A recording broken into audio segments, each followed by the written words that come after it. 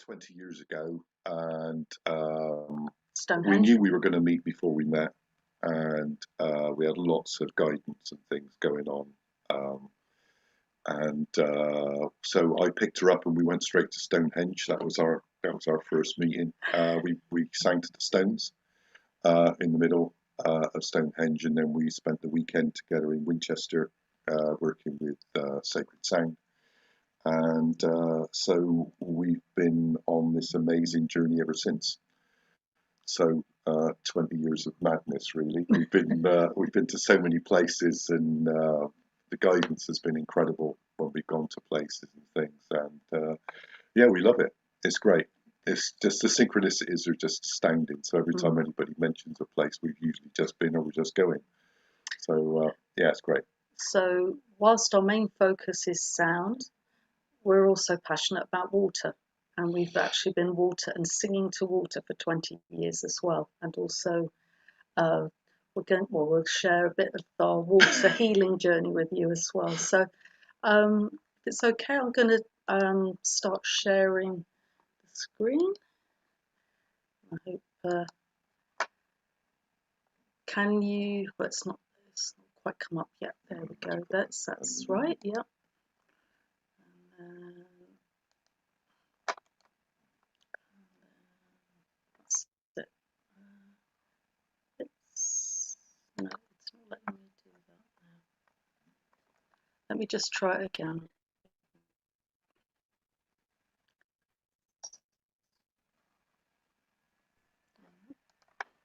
Different picture. Yeah, that's right. I'll try again. That's it.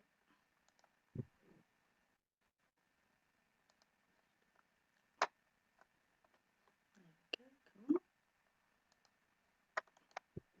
That's it. There we go. That's it. Right. Okay, can everyone see that? Yep. Yes, you can see. Just thumbs up. Yep. Right.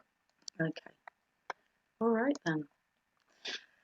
So thank you very much, Robert, for inviting us. So what we're going to be talking tonight is about water consciousness.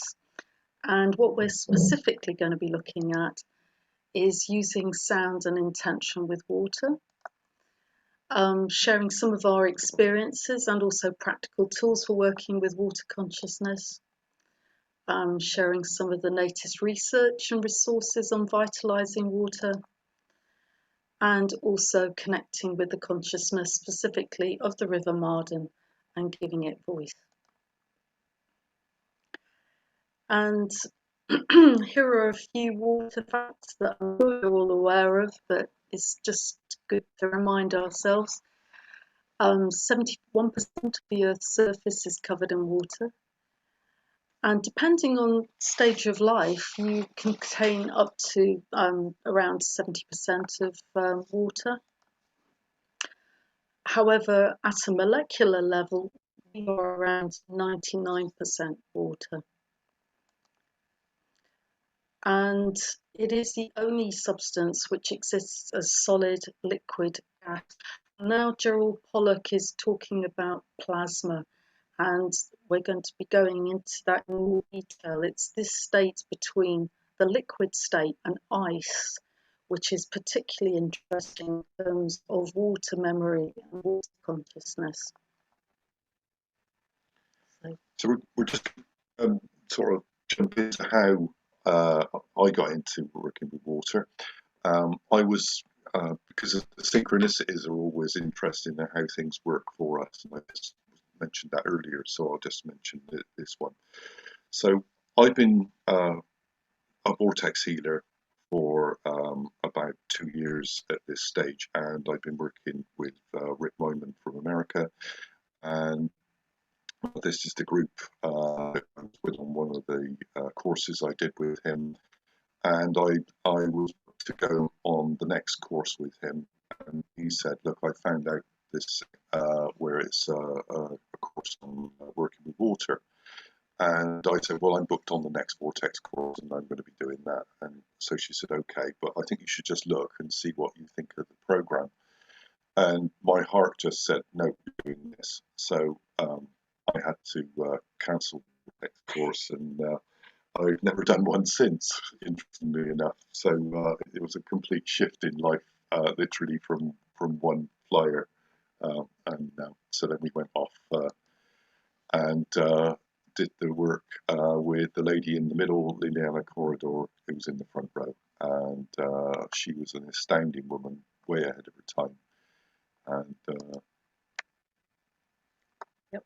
And she's got like 5 different degrees in different marine sciences, but she's also very plugged into otherworldly things as well. So um, David actually found the original flyer the other day.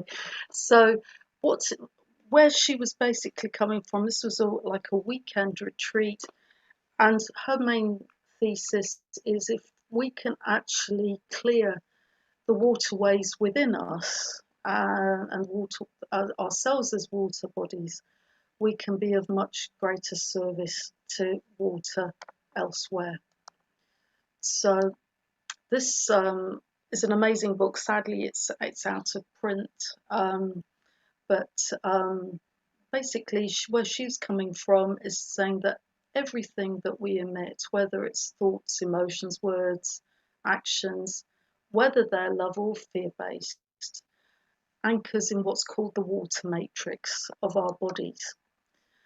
And this also affects what's called the planetary water matrix. And we haven't got time, unfortunately, to go into it on this presentation, but she's got some really detailed diagrams of how individually our energy centres interact with planetary centres, and there are etheric waterways going through from the planet to beyond.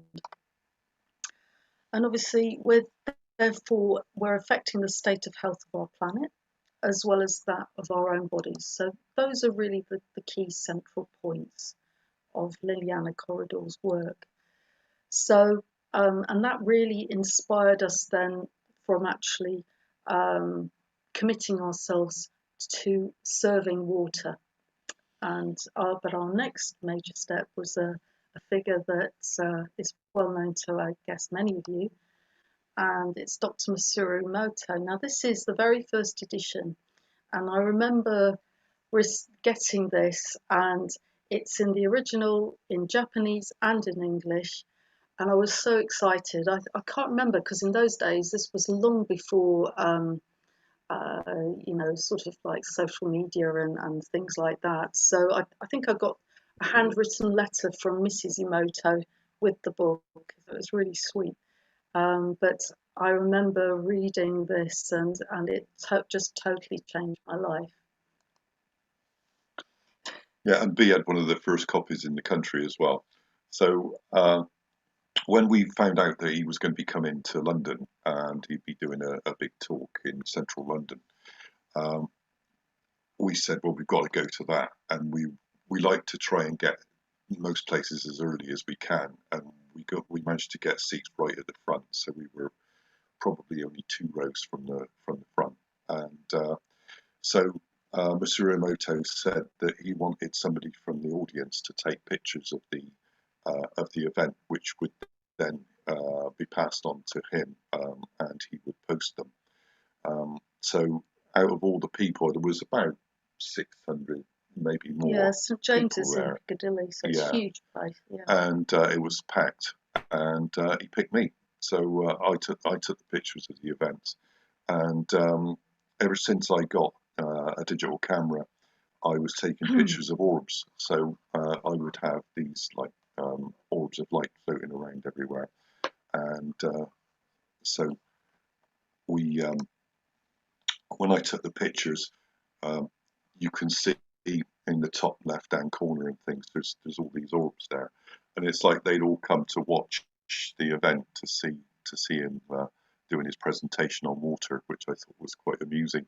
There was I've got lots of pictures all around the space, and you can see this energy in the room as well. I did go up to his wife after the event, and I showed her the pictures, but they didn't know what orbs were.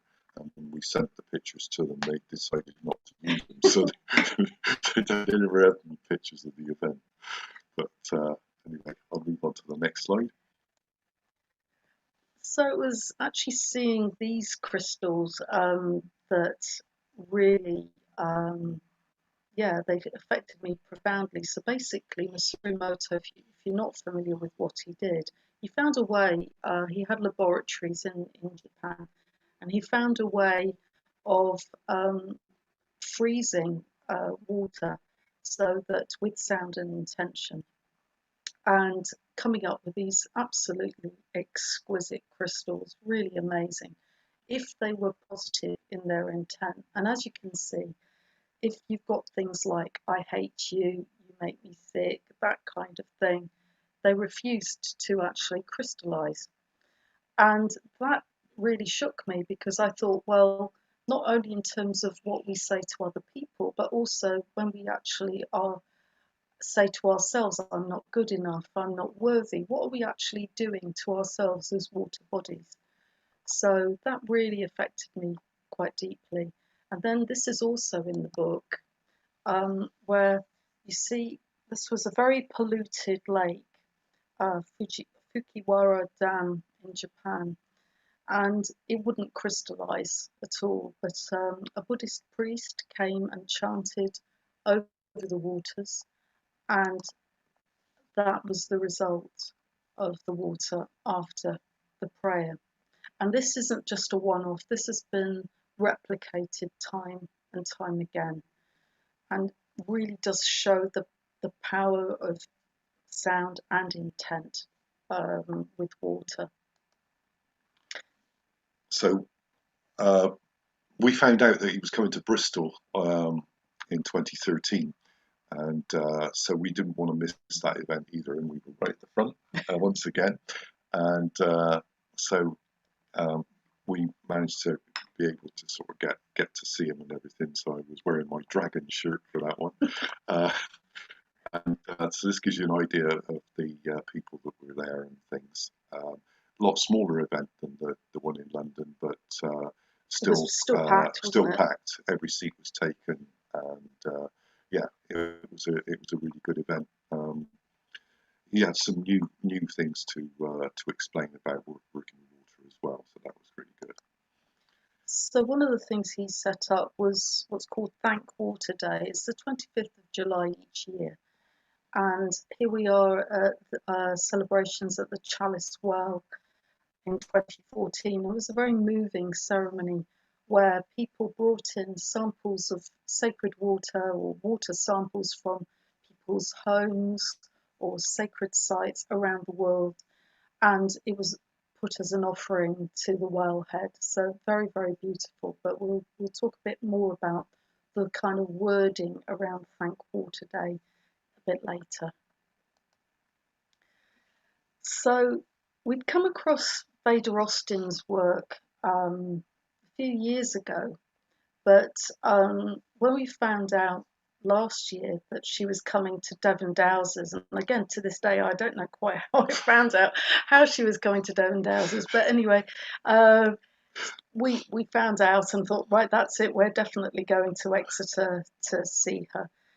Now, Veda Austin is an extraordinary woman, and she's taken up the mantle where Masaru Emoto left off. And what she's providing is a method of actually forming ice crystals, which anyone can do.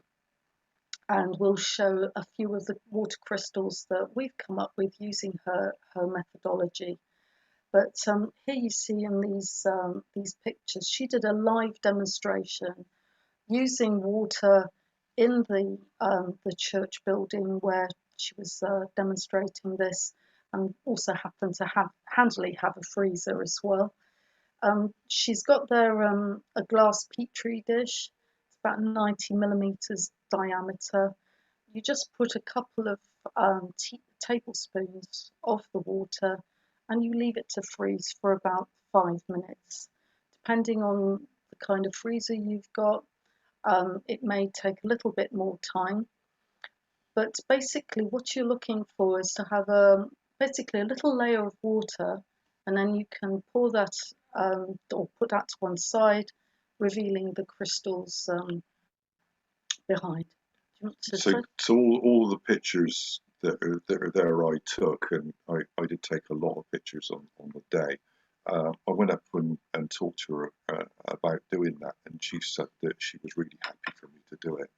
And I was the only one person there that was actually interested in doing anything like that. And I asked her about doing a recording of it as well, and the Devon Dowsers said, "Oh, we don't do that sort of thing," which I thought was astounding, really, because this is the only event she was doing in the UK, and they didn't want it recorded. But we just had an immediate connection with her. It was like when we saw her, she just came up. We never met her before. She Yeah, just she just walked straight up to us and gave us both a big hug. yeah, So that was really lovely. We felt like we were family yeah, right as soon as we walked in the door. definitely. So what we're going to do is share some of the crystal images that we've got using her method. And I love this quote from her. And again, water is not a resource; it is source. And the more you work with water, the more you realise just how much water is trying to teach us and communicate with us. And I just love what she says there. And so you can see on the left hand side here these fern like shapes. These are sort of hexagonal shapes, and they're called hydroglyphs. And like hieroglyphs, but water is actually trying to communicate with us in various symbols. And what Veda's found is that through repeating a number of, she doesn't like to call them experiments, various communications with water, she's found out that there are various meanings. Um, so that's basically what these are. There's symbols in ice that can have more than one meaning. However, the same image appears after the same written word is used at least 50 times, so you know what the key meaning is going to be. Now, this one is called what's known as the fern hexagon hydroglyph. It was just taken from rainwater from the butt in the garden. And what Veda says about the hexagon is the blueprint pattern of water in its optimum energetic state of health. And one of the things that Robert was asking us was about the vitalization of water and how our rivers have become so degraded.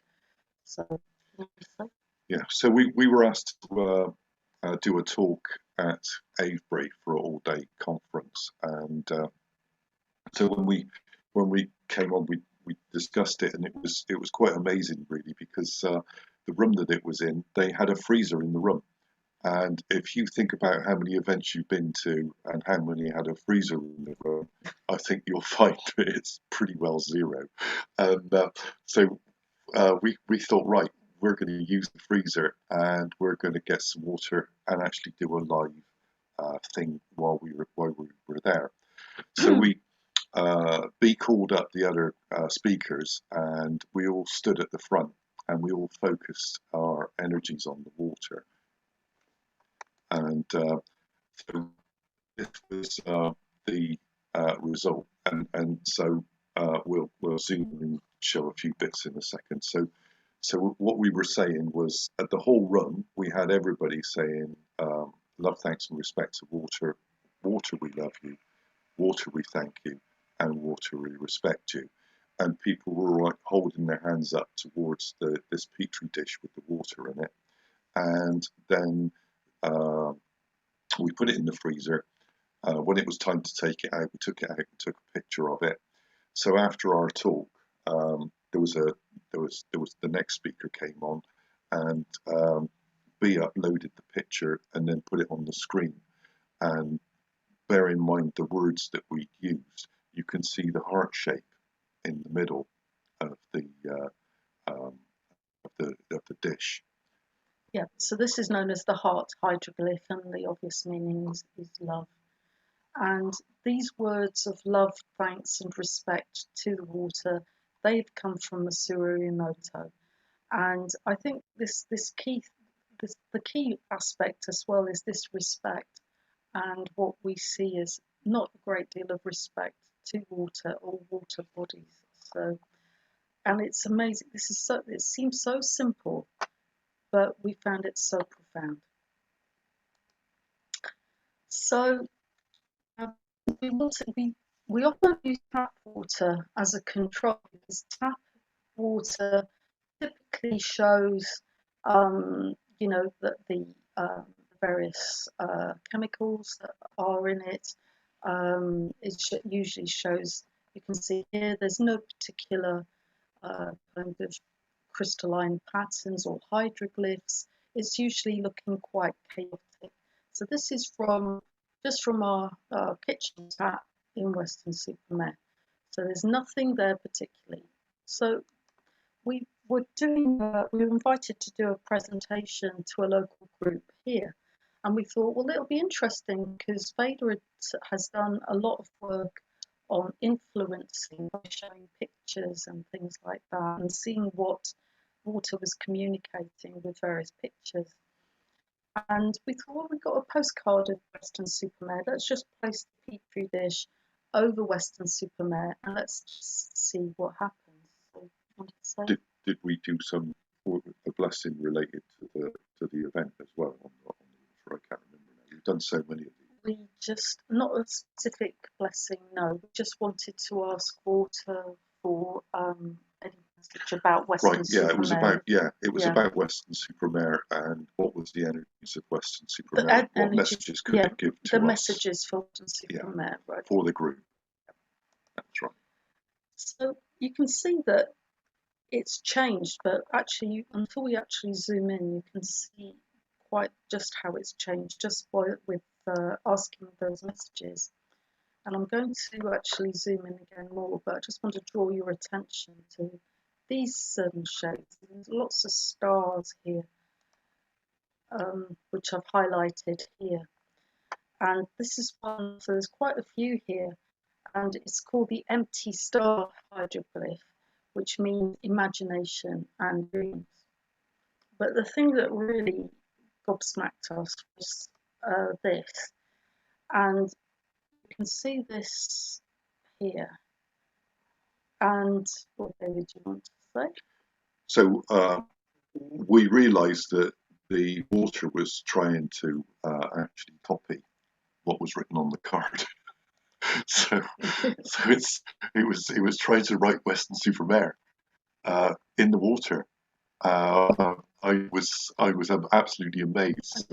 So I actually took from the card the words, cut it out, and placed it underneath the shapes that the water had actually made. Mm. So to give an idea, I mean, Veda's work, we've seen a lot of her work online and in person, and some of what she gets is so extraordinary that you think, well, I've got to sit up and listen to this because it's very, very important. And this slide is actually one of hers. It was part of a poster, a flyer for her Exeter event, which is coming up, which has been sold out now for several weeks. But this again is just illustrating how water is communicating with us. So just by placing a sunflower seed in this petri dish just for 30 seconds, this is what resulted. So as you can see quite clearly, it's showing a sunflower shape.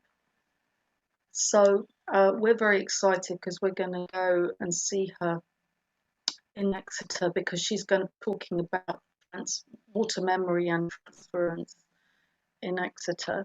And this was about potential. Yes. So you've got the seed, and the potential of the seed is the sunflower. Yeah. So the water knew the potential and showed it. And if just in case you hadn't heard, Veda is coming to Chalice Well on the 12th of October. And this will be a slightly different talk, and it's only the Exeter event is an all-day event, but this is just an evening event. But obviously, in the beautiful grounds of the Chalice Well Gardens, and she's going to be talking about the ancient mysteries there. So if you just look up on the Chalice Well under events, I think there are still some tickets left. So and yeah, we're guided to go to both. well, we thought even though we said we did we're leave not going to it. go to this one because we're already going to Exeter and we've seen it before as well. But Yeah, they wouldn't let us do that, so we have to go to the Chalice Well also. I mean, obviously, the Chalice Well is very special because it's got the sacred water there flowing through, so it's a perfect place to work with water. And so we're going to switch subjects slightly now, and we're going to talk about a man who was a speaker at one of the events, the National Dowsing Conference that we were speakers at.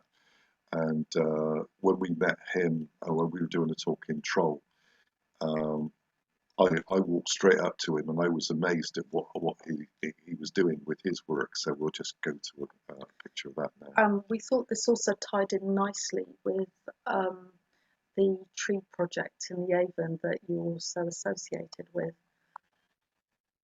So the picture on the right is actually what really interested me when we arrived at Troll.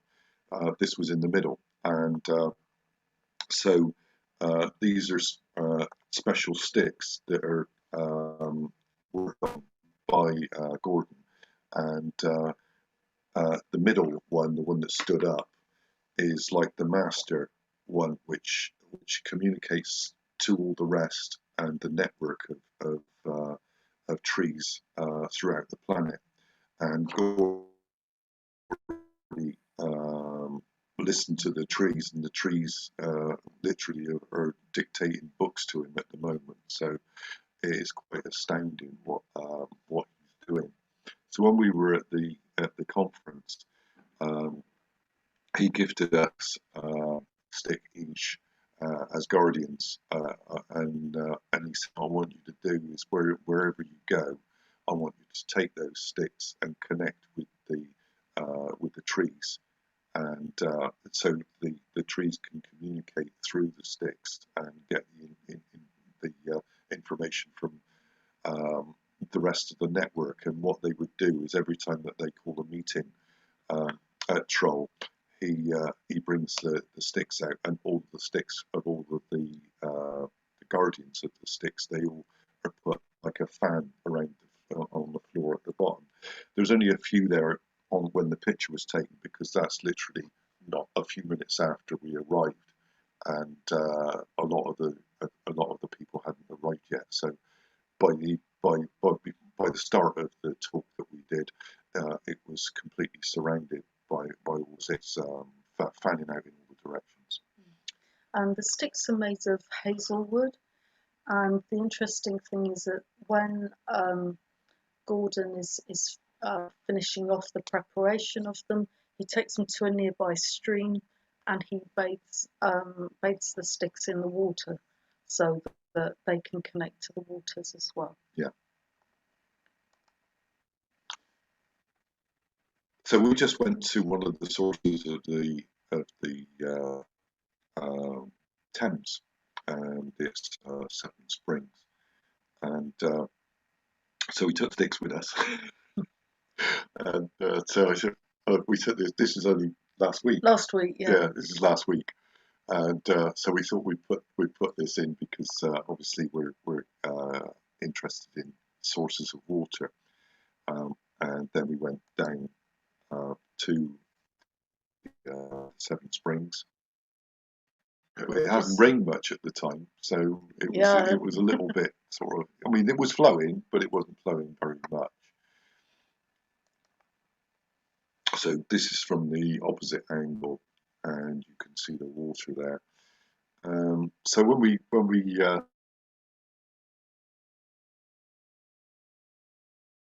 woman called out about are we going to do a ceremony? I mean, you know, uh, From a just burger sort of van. from a burger van.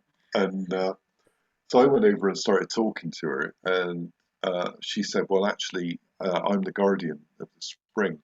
And she said, "I've been the guardian for 18 years, and I had to move house to live at the top of the hill. And I've got a well in my garden, and I work with the water all the time." And she said, "I see lots of ceremonies." She said, "You clean the area out because a lot of people dump things, as which is another part of what this talk. Well, she clears it out and makes sure that everything's pristine. She's there. But if I hadn't gone over and started talking to her, I wouldn't have known any of that. And well, I've got lots of pictures of the history of the space. She gave one to me, which is over 100 years old. Uh,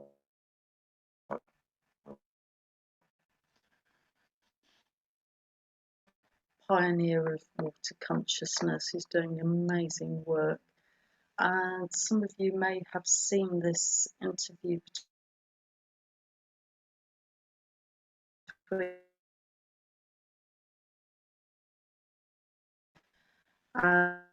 is quite an video. So if you have now fish,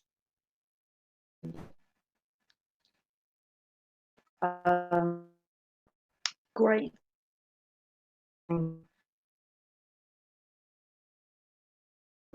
editing and to waters and revive. This is just water.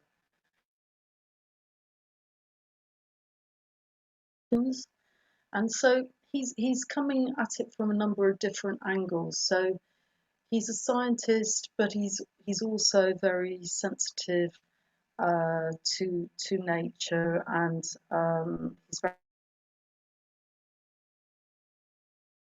he's come up with a number of different ideas about how to actually clean the oceans in a very practical way. He's also got really clear intention and is calling on people to actually have or a collective intention for clear, pure water in every body of water on the planet and available to everyone. And this, I wrote to him recently, and this was the what he does is he says if you have a body of water that you would like a particular focus and intention, is to send him a sample of that water to him. He's based in New Mexico in the States. And what will happen is he uses a combination of group meditation, focused intent, but then he also uses things like radionics and scalar waves to amplify the effect of that collective intent. So we thought we'd mention it here because he's actually doing some amazing work in terms of revitalizing water in that way. And another incredible pioneer of water research who we came across through Veda Austin. We watched a couple of her masterclasses online, and that they are marathon things, aren't they? They go on. 11 hours. They go on forever. We don't we don't watch them live because I mean most of them are in the night, but. But no, the person we wanted, I know, Robert, you've come across her work, but is Isabel's friend. And we just wanted to draw your attention to her website, waterislife.love. It has an absolutely phenomenal resources section, um, and including for ourselves, it's the Guardianship Water Workbook. And what it is about, it's about how can we be of service. Easy to get depressed and downhearted about what is actually happening to a lot of our environment. And this workbook basically is to help you process a lot of your personal stuff around that, but also how can you then convert that into efficacy. Um, she has, and it's interesting, we're talking about the River Marden's rights, and I think, well, I don't know, you may have got this, I picked this up from this guide, and it is the Universal Declaration on the Rights of Rivers, which is an amazing document. And you know, the key tenet of this, so this is an international declaration. So it says that rivers are living entities and entitled to fundamental rights and entitled to legal guardians. And these rights extend to the health of watersheds and river basins. And this is also very important. Indigenous, and Isabel goes into this in much more detail, and this also ties in with Veda's. You know, water is not just simply a resource that you could just use up and and maltreat. This is also about, if you look at all indigenous communities, water is sacred. It's fundamental to their belief systems. And basically, if you actually treat water correctly, water will also reciprocate. Um, so I thought I'd just share that with you. You can get that on the rights of, if you haven't seen this before, the rightsofrivers.org. So Isabel not only goes into what you can do practically, she also talks about, there's another huge bit in the resource section about different types of drinking water.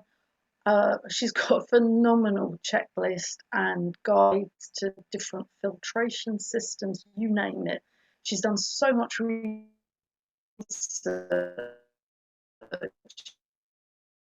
on this, and doing blessings. So we'd mention that to you. In 2004, we'd been to an event where Koala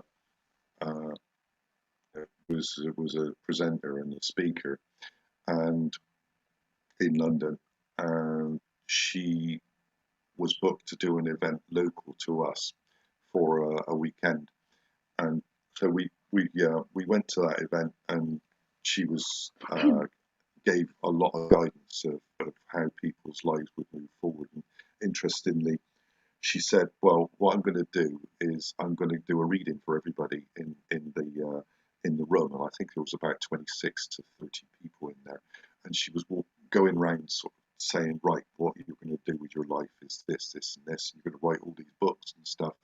And I thought, in 2004, I was quite a different sort of person, even though um, I was being guided to do all these different things. But so I thought, well, what's mine going to be? Because I'm not writing any books. And so she said, well, you're going to work with sound. And at the time, I had no idea that that's what my focus would be for pretty well the rest of my life. So it was, and she was really emphatic about it as well. She said it about 7 times, and then when she got to B, she said, "Yours is the breath." So I'm the sound and she's the breath. So it's quite interesting.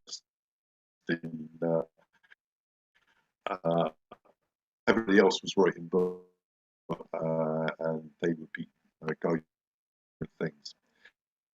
Anyway, moving forward to, I can't remember, that was 11, wasn't it? Yeah, no, 2010. In 2010, she was in London where she was, and so cards representing vegetables,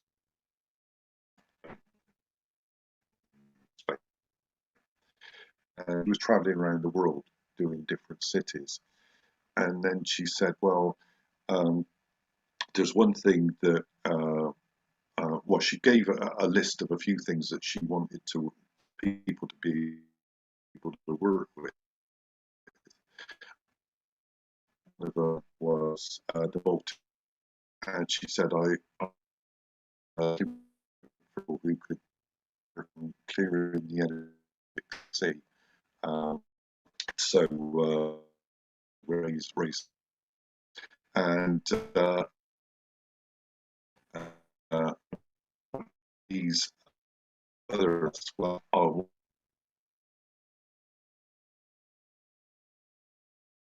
see. So well,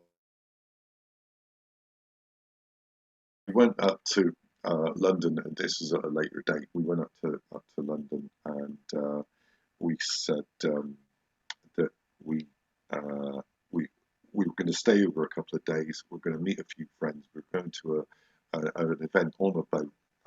It was an Angel Day event, and we would be singing there and doing different things.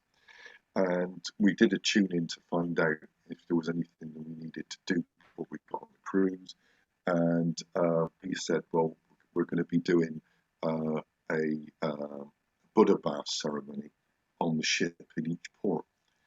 And I said, well, I don't know how we're going to do that because we haven't got a Buddha. But anyway, so um, so to give you an idea what a Buddha bath ceremony is, we've been to the Heart Shrine Relic Tour, which was we went, I think it was about 2009, and London, yeah.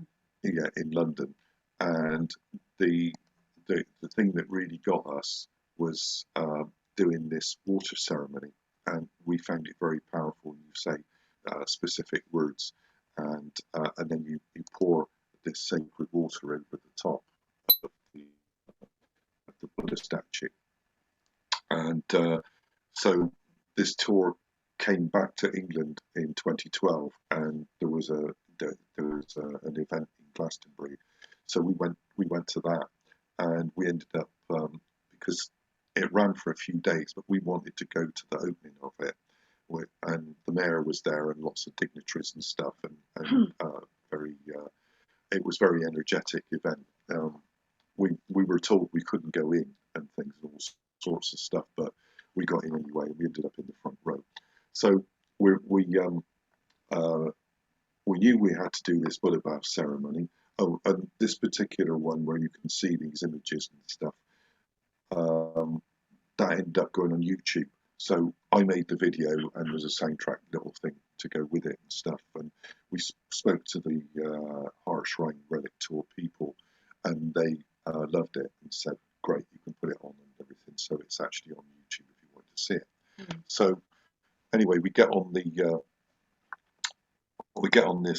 island, and we don't have a Buddha statue or anything, and so the organizer between the two ladies, Bea and Brian is the organizer, and so he said, "Well, I'm going to have a raffle, and we'll have a few prizes and stuff, and they'll all be in this little cabinet.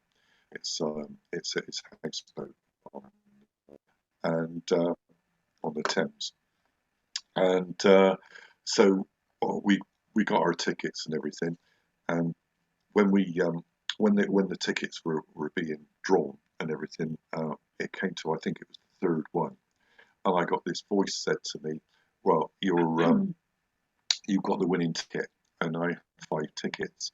So it told me which number it was, and so I tore that ticket out and then held it up in the air, and then they put their hand in the basket and pulled out the same ticket. And I'm already holding it in the air, and I said, "Well, this is the ticket." And so everybody looked at me in like shock because nobody expected that you already knew which ticket was the winner. And so I went to the cabinet, and in the cabinet was the Buddha, and So that was an image that was taken on the day. There was other people in the image, but this it wasn't just a picture of me smiling. But so that was explained to everybody else that in 2 days' time we're going to be doing a cruise around the Baltic Sea, and we were guided. We had to have a Buddha bath ceremony in each port, and this is the Buddha. And so they were all like absolutely amazed. So this is actually the Buddha on the ship when we were going around each port. Now, I want to show a couple of images, another cruise that we did later on, because we were asked to work with the sea instead of the ports. And so I want to draw your attention to the time and everything. So we used crystals and rose petals from ceremonies that we'd been to before. And also a combination of white spring water with chalice well water. That's what's in that bottle. Yeah, that's what's in the bottle. So we'd already that bottle, and we sprayed it onto the crystal as a gift to the sea. And so that's 1627.08 and 1628.56. We're about to gift it to the sea, and as we're doing that, we say a few words and give thanks for the waters and everything, and we gave thanks to the whales, the dolphins, and the cetaceans as well, and then we gifted it into the sea. So that's 1628.56, and at 1632, the dolphins went by. So they actually swam past our side of the ship, and that is actually one of the dolphins jumping out of the water in front of me. So in effect, we're about 10 stories up, and I'm using a pocket camera, and I still managed to get that picture because they wanted us to have it. We could use it. So there was about 20 dolphins went by. They only went by the ship once, and it went on it, and it had to be after we gifted the crystal and the rose petals and everything, so that it all it shows that they were reacting to our gift. Okay, and this is just we did a presentation. It was during one of the lockdowns, wasn't it? Yes. So we did an online presentation on the Buddha bath ceremonies. Okay, right then. So that's the end of our formal presentation. Okay. So 4 minutes to spare. there we go. So wow, we want 4 more minutes. So for me, this is totally, absolutely wonderful, and I'm a paid up member of this community that you're describing. But in terms of questions, Kate, go on. You're doing something on Friday, I think. Would you like to ask a question to Bea and to David? You're on mute, Kate, I think. I don't have any immediate question except just to thank you for that wealth of information. I mean, it's phenomenal, all the different experiences, and I think what's really striking is that exchange of energies. You know, when we give thanks or offer our love, it's what comes back, and it's wonderful to see that tangible evidence of the dolphins, or you know, the different shapes of the crystals. It's beautiful work. Thank you so much. I'm really looking forward to seeing you in person. Oh, thank you for saying that. And the interesting thing, this will probably be a talk. We could talk about all sorts of different things, but the idea of reciprocity was really brought home to a wonderful woman. You may have known her, Danu Fox. Was a singer based down in informal, to get gatherings of people. And she would be so strong about, she would describe herself as an earth singer. And so she would sing praises to the land. It's like our indigenous tradition of the perpetual songline tradition as well, where we would chant to the land in order for the land to actually bathe us in its abundance, and chant to the land in order to enchant it, so that we could actually preserve harmony, throughout the land. So this goes back thousands of years. But no, this is really important feature of our work. But I think the other thing is that I was also reminded today, things like this is just our personal experiences. There's groups like the fountain groups, and by focusing again with groups, focusing on like the fountain, like in Brighton, they've had group meditations there. They actually went to things like police records, hospitals. They actually saw a decrease in hospital admissions. They saw a decrease in crime because of consistent. And this is why we're sort of saying that this sound and intention is really important. Whether it's sung or whether it's said, it's really, really important. Thank you. I do have a question for you, actually. We're mentioning, because Robert and I were talking about, singing a song. So last time, everybody was singing "The River Is Flowing," which I love. But I would love it. I really hope that you're going to bring a song or two, because that would be amazing. Yeah, we can do that. Yeah, certainly. Yeah, no, it's a lovely one, that one. Yeah, I'm sure you've got a lot that it'd be wonderful if you feel that to share. It would be amazing. Yeah, it'll be an honor to do that. Yeah, definitely. Yeah, thank you. Can I ask Tara Castle if you have a question, please? I do have a question, actually. Thank you for your talk. It was really interesting. It's the first time I've heard anything like this, so I'm a bit of a novice, and I might be asking an ignorant question or something I haven't really understood. But quite early on, you talked about a polluted lake, and I think it was a Buddhist prayer that was said over this lake, and the lake wouldn't crystallize, and then it did crystallize after the prayer. Have I understood that right? And did that mean it was then a clean lake? Yes. It was a clean. It actually cleaned up as well.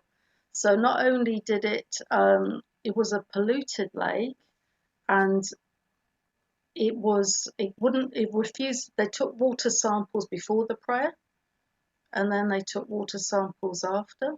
Yeah. But also allegedly the water's actually cleared in the lake as well. So could you clear the River Marden then with your prayers? I just simplify things too much. I don't. Yeah. I mean, it's no pressure. Extraordinary. Yeah, I know. So it's a big ask, I know. But I'm sure Robert would be very happy. We'll certainly give it a go. Yeah, I think it's about the group and things as well. It's not just about what we do; it's what everybody does and what their intention is, things like that. But on the other hand, you don't need a lot of people, because this was only one man doing this, and a lot of people watched him, but it was only one man did it. So.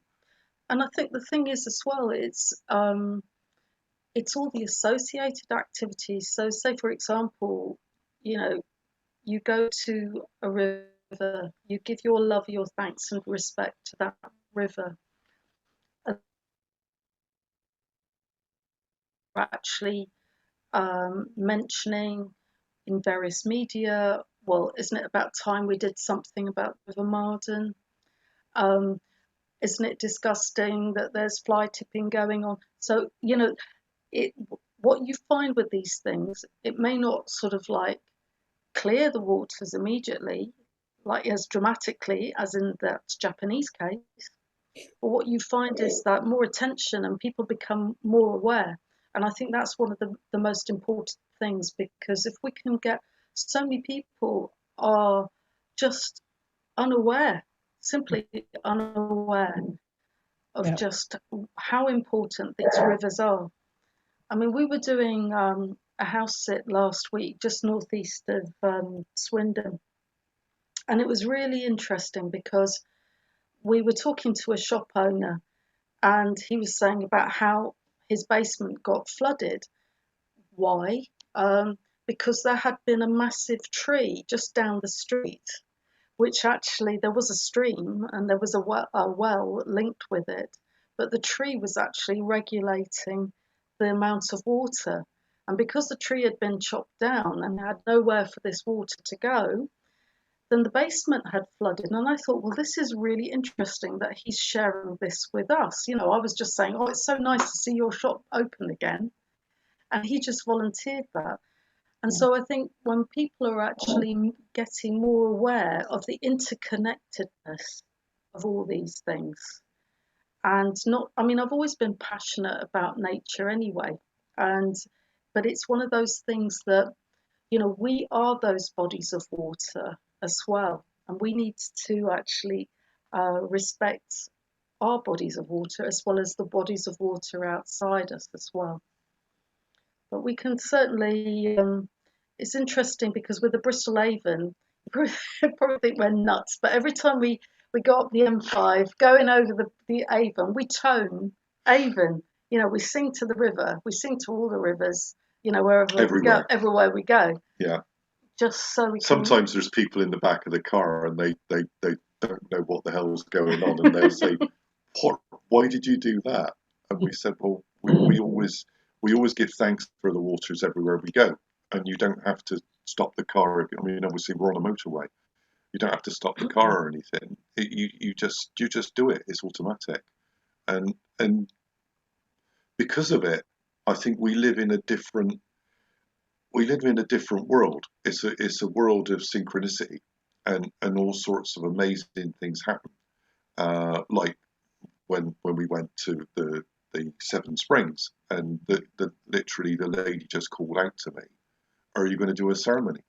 I mean, you know, I was dressed perfectly normally. I wasn't wearing anything unusual or anything like that, and everybody else was just going to buy a burger. I didn't even go near the burger van, you know, to start with. I was parked quite a distance away. She had to shout right down to me, but it was like she knew there was something going to happen, and then she shared all this history with me, and how she actually said to me, "I drink the water. My son came from London, who came to stay with me because she hadn't lived in that house before. He came to stay with her, and she said he started drinking the water, and he felt completely different. It was like it was healing him." And that water was so beautiful. And it was beautiful. Really and so sweet. After she said that to me, I had some bottles of water with me, and I just tipped them out and then filled it up with the water from the spring. And we shared them over the next couple of days to make sure that we both got to drink the water. Yeah. I love the story. Great. Lizzie, are you still on the call? Can you hear? Would you like to ask any questions to Bea and David? Can you hear, Lizzie? No. Okay. Oh. No, she's coming back. Lizzie, do you want to ask a question to Bea and David? You're on mute. You're on mute.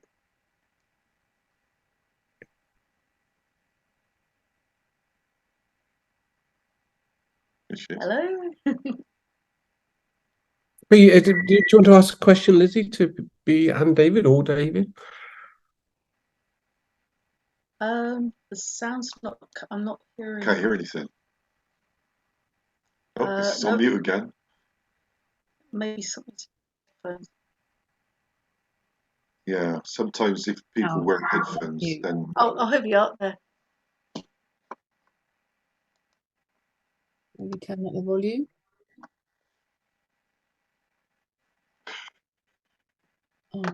Oh, we can't hear you. We can't hear you. Oh. I don't know if I can do anything from my end. No, you need to turn up your volume, Lizzie. No, not working, is that? It's next on the left-hand side at the bottom. It's got me next to that. There's an arrow. You go to the bottom one, which is audio settings, and then you've got microphone about a third of the way down, and you slide it to the right. We'll try chat. Can you see chat? Yeah. You write a comment into the chat then, Lizzie. I think I nearly got something. No. Oh, Oh, Kate, can if you before you go away? Oh, she's gone away as well. Nope. Kate, she's gone away. Hi, yeah. Hang on. There we are. You know, on the Sunday to the source of the River Marden. You know Yeah. that? Yeah. Because I've been drinking water from the source of the River Marden. You see what it's done to my hair. You should do that for me. Well, we'll be in Chur Hill on Sunday. Will you? Yeah. What are you doing there? Ah. Well, if you tell me what you're doing there, I'll invite you to what's happening on Sunday. Well,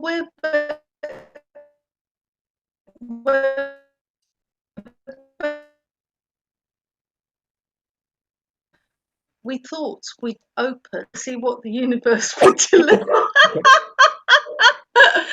So we're going to be in Avebury on the Saturday morning. We've been invited to a number of events during the day on the equinox day on Saturday, but we are staying overnight in Chur Hill on Saturday night. So yeah, then we could actually do something directly. Yeah, Calston. It's roughly a mile from Cheryl.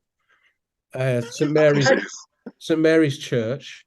Oh no, really? Oh, I'm going goosebumpy. Yeah. Right, all right. Look, that's good. St Mary's Church at 2:00. We're meeting with Kate's going to be there, and some other people, and the bishop's going to be there.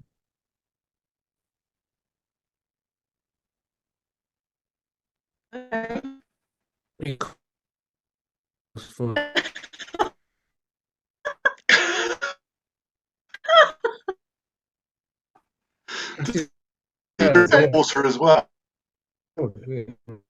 Yeah, 2:00. CALSTON. I'll mail you tomorrow. 2:00. Yeah. There's a church and there's a car park. Okay. Outside the church. Yeah. Well, it seems that we're going to be in the area, so I mean, these things. People are like shocked when they realise that the synchronicities are so exact that you just think, wait, and things like that. It's the same. It's the same on the Friday. I mean, we're literally driving. We're going to be driving along the M4 anyway, and then when we looked at because I said, well, it's just off the M4 where we're going to be going. So yeah, literally, we have this a lot. We have this, and it's really interesting. Logically, we should have come home on Saturday night, but our guidance was no. We got booked an extra night, but we don't know why. But we don't worry about it because I can tell you why now. Bring some glass bottles, empty glass bottles as well. Okay, yeah. And your hair, David, will look like mine the day after. If you can do that. We can take a screenshot and then say, right, okay, this is what it's going to look like. Oh dear, that's brilliant. But that's really interesting because we're part, Rory Duff. We're part of various groups with Rory doing energetic remote work, and we keep seeing sources of rivers in our meditation. And bearing in mind that these locations, the one specific location is nowhere near a river, and yet we keep getting these messages, you've got to go to the sources. And there's this play on source, the source of the river, but water is also source, and things like that. So, And to be the source of one of the sources of the River Thames, we've been doing lots of work with like the Kennet.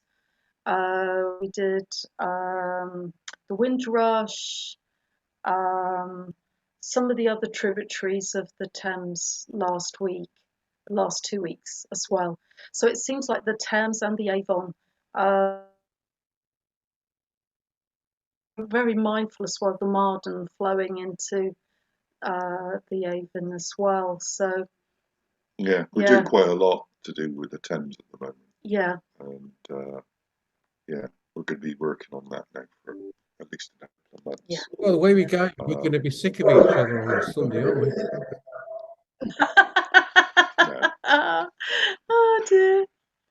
Oh, okay. No, we keep meeting up with people.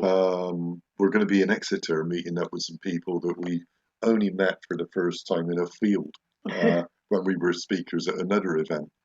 And they came up and they said, we actually love what you were doing and everything.